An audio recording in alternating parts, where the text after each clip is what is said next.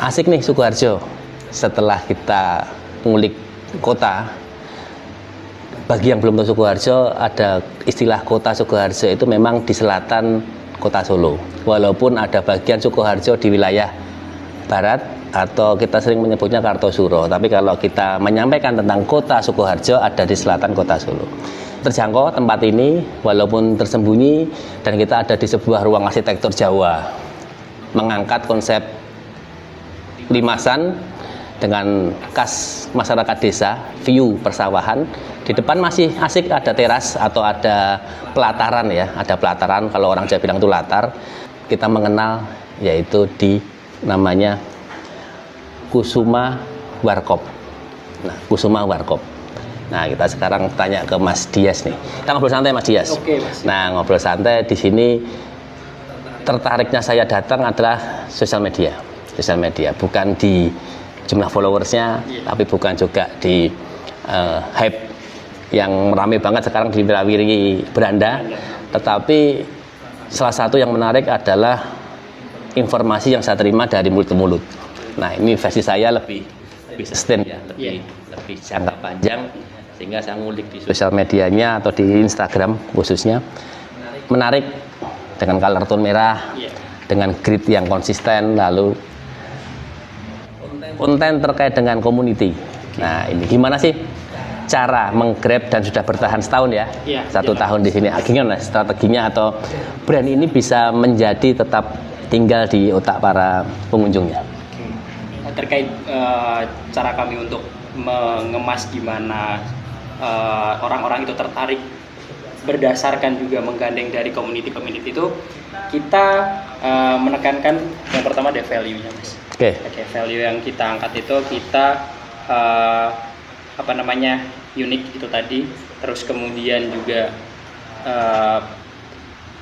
aware kita sama audiens kita menawarkan itu semua ke teman-teman. Jadi ketika kita mengadakan event, baik ya dari yang pertama sampai kemarin terakhir stand up itu, kita mengajak para penonton ya, karena di sosial media mengajak para penonton audiensnya, nggak langsung itu seolah-olah mereka juga merasakan dari bagian di event tersebut melalui dokumentasi yang kita sertakan, juga konten-konten yang kita berikan.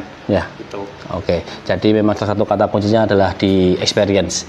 Bagaimana membangun experience dari sebelum sebagai konsumen ya. Jadi target potensial itu sudah mulai dibidik. Nah, seberapa besar Mas hasil dari sosial media tadi? Ada value, ada experience, dan ada awareness-nya itu growth dalam waktu 1 tahun ini seperti apa? Dari awal kita berdiri itu, karena lokasi di Warkop Kusuma itu bisa dibilang juga hidden gem. Jadi awal-awal itu memang flow kita masih santai, namun seiring dengan berjalannya fenomena coffee shop termasuk Warkop Kusuma ini, secara tidak langsung itu konten-konten dari yang kita buat, kemudian feed yang kita up untuk memperkenalkan Warkop Kusuma ini, itu secara tidak langsung juga menarik rasa penasaran dari customer, khususnya warga Sukoharjo, untuk mengulik Warkop Kusuma ini seperti apa. Oke. Jadi pertumbuhan organik ya, karena tadi slow di awal. Jadi kalau bisa, beberapa kan model bisnis Mas ya, apakah kita mau maraton atau kita mau sprint atau bahkan mau trail runner kan gitu. Nah, karena tidak banyak model bisnis yang sprint, ya kan, dalam 1 bulan harus rame, nanti sekian bulan langsung scale up dan sebagainya. Tapi di sini menganut di growth yang organik. Nah, terkait dengan produk. Nah, kalau produk otomatis sudah detail nih. Tadi di depan kita ini ada beberapa varian beverage-nya, ada 2 tone ini. Nanti kita tanya ke Mbak Stella. Lalu yang berikutnya ada coklat dan ada coffee ya? Iya. Coffee, lalu ada layering, apa itu Mbak? Matcha dan matcha sama strawberry. Matcha strawberry. Nah, ini terkait dengan produk development-nya seperti apa Mbak? Apakah dibuka awal langsung dengan menu sebanyak itu, atau memang ada step by step-nya dan bahkan mengikuti tren? Nah, misalnya terbaru nih ada yang dengan model kayak boom itu, soda. Espresso boom, lalu ada dirty latte, ada Mont Blanc dan sebagainya. Nah, itu apakah develop inovasinya by trend atau memang punya speciality dalam artian unik atau produk unggulannya? Gimana Mbak Stella? Kalau di kita itu sistemnya Development. Jadi dari awal itu Karantinya ya, Iya, ada nanti. iya. Berarti terus inovasi ya. Iya, Oke, terus ini sepertinya Mbak Stella grogi nih. Jangan grogi Mbak, kita ngobrol santai aja. Jadi berapa lama Mbak Stella di sini? eh, Setengah tahun. Iya, Setengah setengah tahun. Setengah tahun ya. Memang basic di hospitality. Nah di depan nih kan, tadi saya lihat bar semuanya multitasking nih. Barista juga bisa apa istilahnya ya interaksi dengan baik. Lalu teman-teman kasir scale up-nya, upselling-nya juga seru. Apa nih Mbak yang datang teman-teman ini konsumen dari Gensi ya? Rata-rata apa komennya? Komennya kalau buat kan asik sih, buat ngobrol juga asik. Kadang juga kalau teman-teman buat pesen itu kadang buat dibercandain kayak nggak ada tambahan lagi nih kak. Masa cuma minum doang gitu kak. Jadi kan oh ya udah Mbak mau sambil makan nyemil gitu. Jadi Iya. kita upsell sama sambil kayak di bercanda gitu. Jadi kan customer juga Nyaman. nyaman. Oke, nyaman. Itu memang di SOP ada ya untuk upselling? SOP untuk Pasti ada kan ya, pasti ada. Jadi memang kaitannya dengan mereka awalnya hanya spending mungkin di satu. Ini berapa sih Mbak? Rata-rata? Itu 15.000. Rata-rata berapa minuman berarti? Minuman kita kalau yang kopi up 20.000, 20. 20-an ya, masih Iya. terjangkau banget. Americano aja deh, basic berapa? Kalau Americano kita 14.000. 14.000. Nah, jadi mulai anggap saja di 15 ribuan ketika di upselling bisa sampai 25 sampai 30 ribu ya. Ya. Oke, 30 ribu. Yang datang grup atau hanya 1-2 orang paling banyak apa Mbak? Kalau paling banyak sih kayak grup sih. Iya, jadi- Kelompok ya? Kelompok, Jadi teman-teman dari mungkin karena di sini juga nggak jauh dari sekolah. Jadi kemarin juga beberapa Ini radius ada sekolahan ya, ya? ada Oke. sekolah di sini teman-teman habis kegiatan nanti pulang sekolah mampir, kemudian ada yang setelah latihan. Nugas ada berarti? Nugas juga ada. Ada, Jadi oke. untuk kita sediakan juga di indoor smoking ini buat teman-teman yang pengen nugas tapi nggak pengen Nggak berisik. sama ya bising sama luar, sama Oke. juga di depan bar tadi juga kita sediakan buat teman-teman itu untuk nugas seperti itu. Menugas ya, oke. Nah, kenapa buka jam 4? Jam 4 jam 16 ya? Iya, Oke. buka jam 4. Sedangkan pagi kan sudah banyak nih, mungkin berapa tahun terakhir habit atau ngopak ya. Nah, Iya. kenapa ambil yang jam 4 sore? Oke, untuk buka jam 4 kita untuk menarik customer itu untuk menikmati suasana ngopi sore di Warkop Kusuma yang dimana letaknya itu juga di Pedesaan? Iya, pedesaan. Oke. Jadi yang pengen cari suasana santai, tenang, sejuk gitu, makanya kita fokusnya ke jam 4 sore sampai malam. Oke, gitu. jadi memang saya tadi datang kurang lebih jam 4:30. Perbedaan dari kota yang bising, Iya. suara knalpot, lalu yang jelas adalah space. Ketika di tempat kita, desa ini space atau tempatnya masih longgar, sehingga ketika yang lain memanfaatkan pedestrian, Iya. memanfaatkan trotoar atau bahkan jalur-jalur apa itu namanya city walk ya. Nah di sini tetap bisa menikmati suasana yang longgar, oksigen juga masih asik, oke, dan tempatnya tenang. Dan memang jam 4 sore ini waktu terbaiknya Mas ya, waktu terbaik untuk kita membukanya. Nah, lalu untuk pembagian dari tim ini Mas. Nah, tadi ada sosial media, lalu ada frontliner, ada di back. Kalau di depan sendiri ada berapa orang ini Mas yang handle di operation? Yang di depan itu kita ada 4 orang hari ini. Jadi 4 orang, ya, jadi kasir, yang barista, sama yang untuk runnernya atau waitersnya.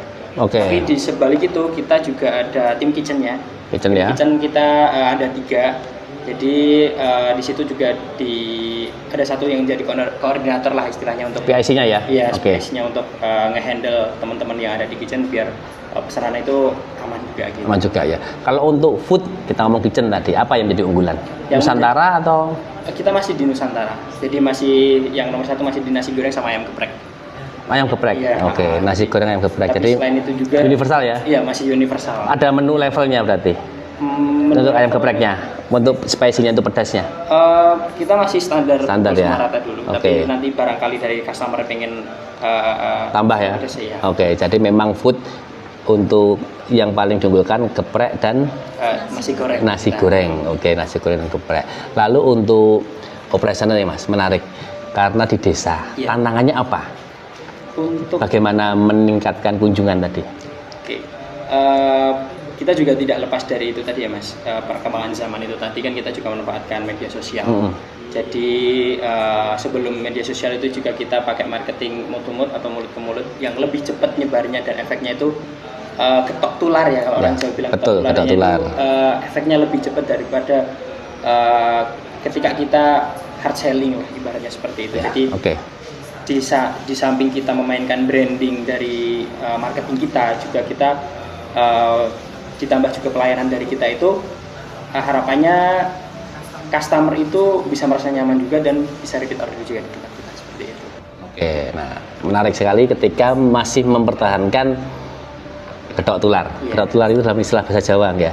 Jadi saling menyampaikan informasi organik dari mulut ke mulut tadi itu salah satu warisan budaya kita. Nah, sebelum ada sosial media jangkauannya itu lebih luas dan memang tidak bisa ditinggalkan dari sisi bisnis apapun karena dari trust kan gitu kan, dari trust dan loyal konsumennya itu bisa lebih terjaga. Nah, lalu next Mas, apa yang ingin di scale up kan dari bisnis ini, dari Kusuma? Nah, Kusuma ini. Untuk yang di scale up barangkali untuk lebih Oke, ini kan di desa nih. Iya. Apakah ingin franchise atau cabang atau apapun terkait dengan rencana jangka panjangnya? Karena kalau sudah tumbuh nih setahun nih, Iya. misal di beberapa teman kita F&B bisnis belum ada 1 tahun sudah mulai scale up nih di mana-mana gitu kan. Jadi tadi apakah ada rencana ke sana? untuk rencana dari teman-teman istilahnya marketing maupun owner itu masih menggodok itu sih. Gitu ya. Jadi, iya, tapi untuk kita fokusnya untuk di cabang pusat ini dulu aja. Cabang ini Jadi aja ya? untuk, Oke. Istilahnya kita membangun, kita juga menjaga konsistensi unique selling kita, kemudian juga kalau dengar kata warkop atau kopi itu biar kita menjualnya adalah Kusuma seperti itu. Oke, warkop adalah Kusuma. Nah, sekarang Kusuma. Kusuma itu apa Mas? Maksud makna dari Kusuma? Kemarin waktu awal-awal bangun ini tuh sebenarnya iseng-iseng sih Mas. Iya, jadi bisa dibilang kita masih memanfaatkan teknologi, jadi kita cari-cari lewat GPT, Oke. nama unik Kusuma. Bunga Kusuma. Iya, betul. Saya juga salah satu bunga endemik dari Sukoharjo juga.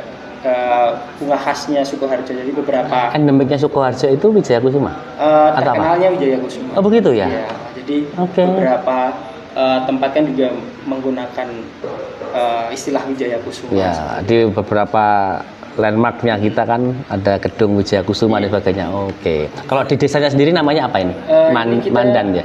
Maksudnya di kampungnya Patran. Patran. Kelurahannya Mandan. Kelurahan Mandan. Iya. Sehingga tadi nama salah satu produknya apa Mbak? Mandan.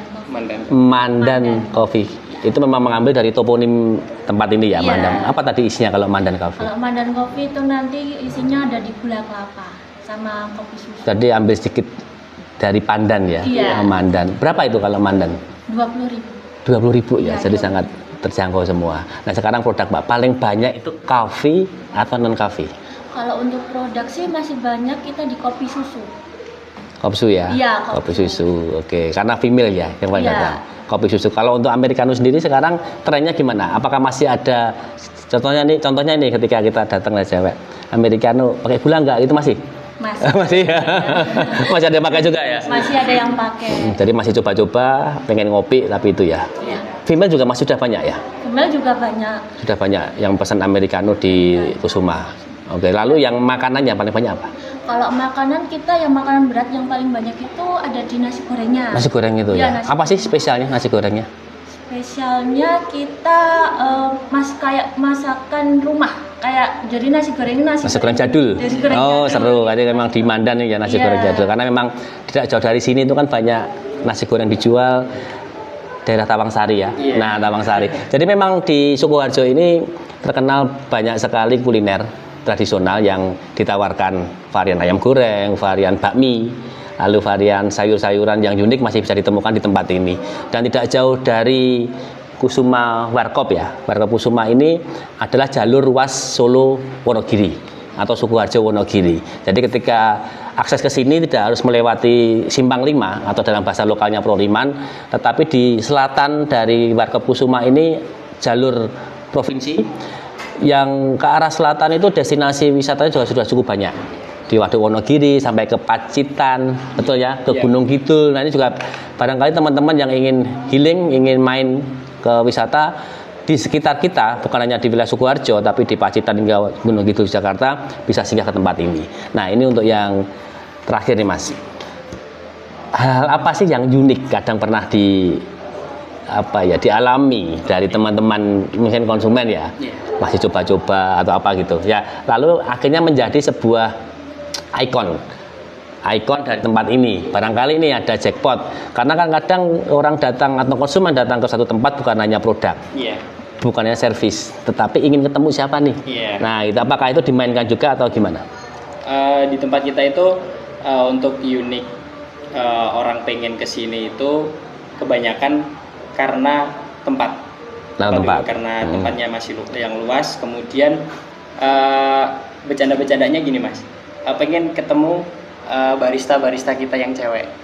Betul. Kan, nggak sedikit juga kan customer kita itu yang dari cowok-cowok, itu juga ya menjadi istilahnya daya tarik sendiri lah, ibaratnya. Pengen kesini, pengen ketemu sama barista yang cewek kan. Terkadang beberapa juga jarang, untuk barista kan juga rata-rata cowok. Rata-rata cowok juga, itu juga jadi salah satu unique selling kita. Tapi selain itu kita juga menawarkan yang tadi view sawah sore tadi. Ketika sore hari itu kita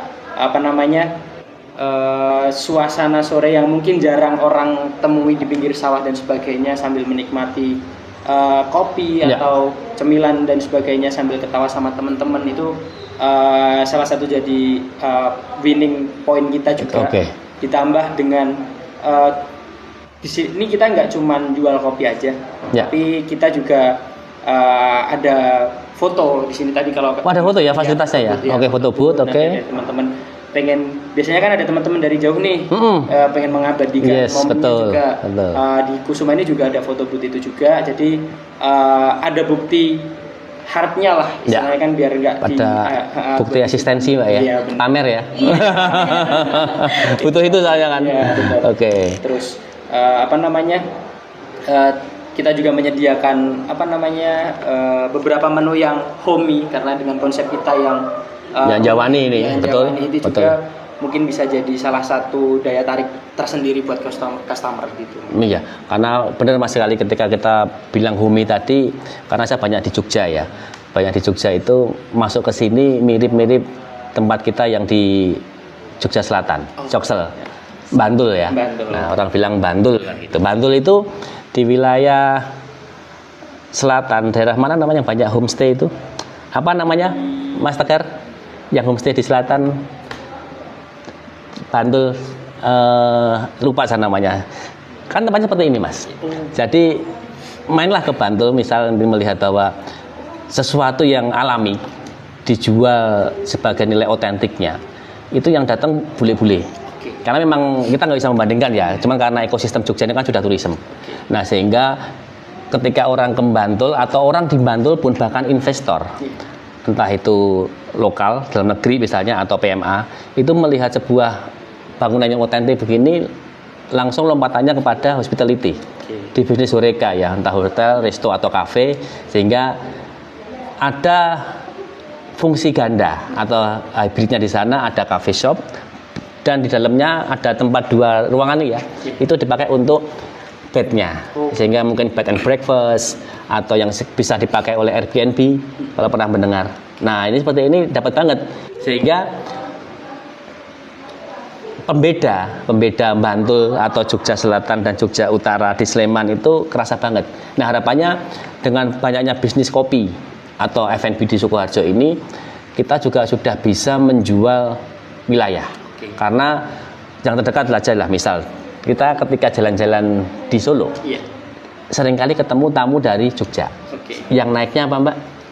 KRL. Nah KRL terkoneksi ke Wonogiri nih.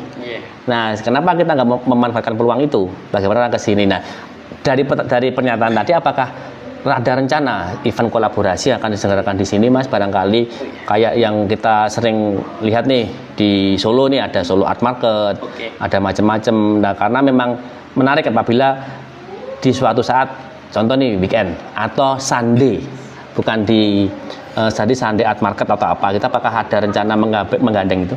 Oke, ngomong-ngomong soal bule ya Mas. Di Warkop Kusuma ini sendiri beberapa kali kita kedatangan tamu dari foreigner. Oke. Ya. Dari mana mereka dapat informasi? Pernah kemarin itu yang bule itu dari Prancis.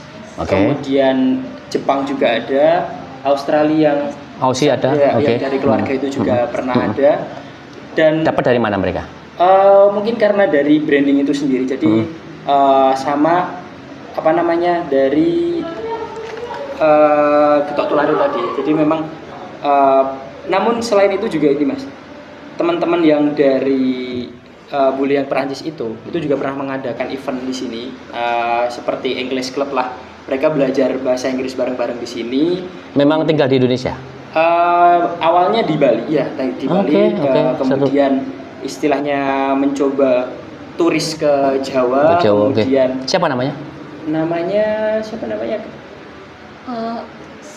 Cowok atau cewek? Cowok ya. Berarti tinggal di sekitar Sukoharjo juga? Iya, di sekitar Sukoharjo. Beberapa kali itu sebelum mengadakan event itu juga sering sepedaan ke sini sama teman-temannya. Cycling? Iya, cycling. Tempat tinggalnya terus ke sini, kemudian mengadakanlah event itu. Jadi mengajak masyarakat Sukoharjo untuk belajar bahasa Inggris lah, istilahnya seperti itu. Nah, namun di sisi lain itu untuk penyelenggaraan event seperti Sukoharjo, kemudian kita ada stand up itu tadi, itu harapannya itu juga dapat menjadi unique selling untuk menarik perhatian dari turis-turis juga. Jadi nggak masyarakat lokal, namun juga turis juga tertarik seperti ya, itu menarik sih Mas. Jadi akhirnya bukan menjadi closing nih, menarik nih obrolannya ya, terkait dengan bagaimana kita bisa menawarkan ya daya kita Sukoharjo, daya tawar di pedesaan. Karena memang tadi saya sampaikan, kenapa saya bertanya tamunya siapa, karena sekitar tahun 2025 yang lalu saya punya rumah di sekitar sini, Joglo juga, dan saya pernah menjamu teman saya dari Perancis. Dia tinggal 1 bulan, namanya William. Dia YouTuber. YouTubernya namanya Gokil Will. Nah, dia keliling Indonesia dengan sepeda motor trail pernah. Lalu yang sebelum ini dia menggunakan 3 roda VR. Nah, dia keliling Indonesia. Nah, dia tinggal di tempat saya. Lalu dia eksplorasi Sukoharjo nih. Sukoharjo punya begitu warisan budaya dunia, gamelan, keris. Dan tadi saya juga lihat ada namanya Desa Pojok, rumahnya siapa ya? Sampai bukan ya? Satunya ya. Nah, Pojok itu nggak jauh dari sini punya sarung goyor. Sarung goyor itu sudah diekspor ke Timur Tengah, ya kan? Nah, kenapa di sini sangat menarik untuk itu, Mas? Karena yang kebetulan saya juga lama di Labuan Bajo, mengembangkan di Horeca bisnis di sana. Jadi yang mereka butuhkan tamu dari Prancis itu adalah tempat yang otentik, masyarakat yang otentik. Sehingga kalau kita bicara kota, di tempat mereka lebih maju. Iya kan Mas? Nah, yang mereka cari di sini, dan mereka sangat suka dengan CSR, suka sesuatu yang sifatnya memberi. Misalkan gitu, daripada mereka harus mengeluarkan uang untuk membeli satu di sini, tapi mereka lebih suka memberikan kompetensi. Nah, kalau memang seperti itu menarik kan, Sukoharjo biasanya bisa diawali dari tempat ini ya. Kenapa tadi saya menanyakan ada hub? Nah, jadi bagi rekan-rekan pelaku seni yang menjadi ekosistem kita juga, silahkan tempat ini dipakai untuk activities Mas ya, activities based on experiential, entah itu seni, entah itu olahraga, entah itu apapun lah. Memang di sini cukup menarik.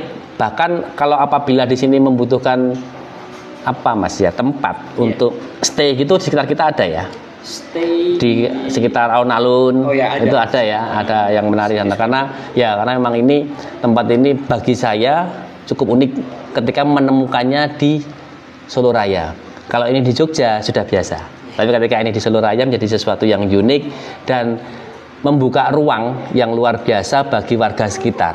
Karena memulai ini saya rasa tidak mudah.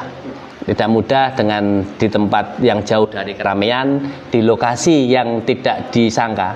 Kalau bahasa sama tadi hidden gem ya. Nah, hidden gems itu kaitan dengan anak muda. Ini nggak mudah, sehingga komitmen dari founder, entah dari owner ataupun manajemen dalam membangun bisnis coffee atau warkop Kusuma ini sudah dengan perhitungan yang matang. Karena terbukti 1 tahun mereka tumbuh. Bukan hanya tadi di awal kita sempat menyampaikan sprint. Karena kalau untuk bisnis sprint atau dengan waktu yang cepat, itu mungkin tidak akan mengambil tempat di desa Mandan ya, desa Mandan di Patran, Dukuh Patran. Pasti akan mencari tempat yang lebih worth it ya terkait dengan bagaimana mereka berinvestasi.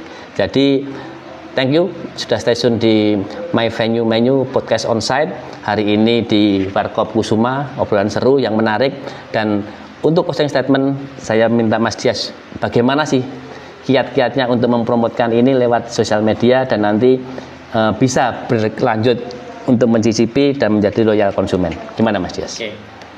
Di Warkop Kusuma ini sendiri tidak hanya menyajikan sebuah hidangan, tapi kita juga menyajikan sebuah rasa dan juga kenyamanan dari